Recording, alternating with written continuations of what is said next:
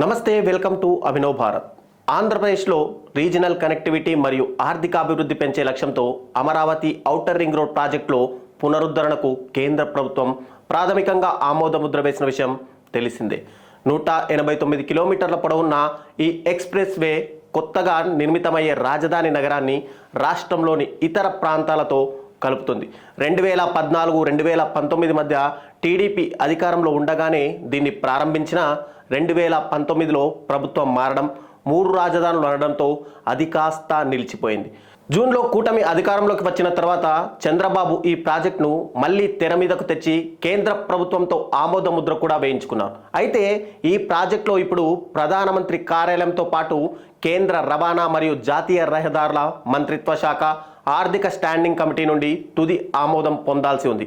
ఈ ప్రాజెక్ట్ అంచనా వ్యయం దాదాపు 25,000 కోట్లు. దీనికి భూసేకరణతో సహా మొత్తం నిర్మాణ వ్యయాన్ని భరించేందుకు కేంద్ర ప్రభుత్వం కట్టుబడి ఉంది.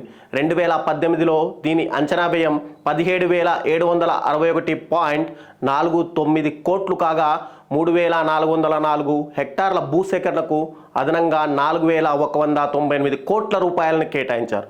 కానీ భవిష్యత్తులో దీని మొత్తం ఖర్చు 25,000 కోట్లకు చేరుకునే అవకాశం ఉంది.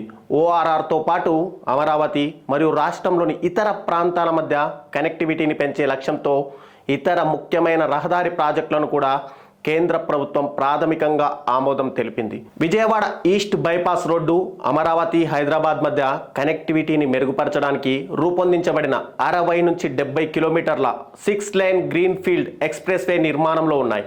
మరోపక్క శ్రీ సత్యసాయి జిల్లాలోని కొడికొండ నుండి అమరావతి మేదరమెట్ల నుండి కలిపేలా 90 కిలోమీటర్ల పొడవైన గ్రీన్ ఫీల్డ్ హైవేను నిర్మించాలనే ప్రతిపాదన కూడా కేంద్ర ప్రభుత్వం సానుకూలంగా స్పందించింది.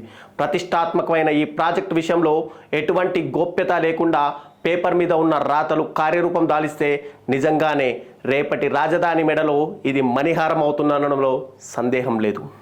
నాయకులారా, మీ పనితనం మీ అధినాయకులకు తెలియజేయాలనుకుంటున్నారు. ప్రజలారా, మీ సమస్యలను మీ నాయకులకు తెలియజేయాలనుకుంటున్నారు. ప్రజా సమస్యల పరిష్కార వేదిక మీ అభినవ్ భారత్.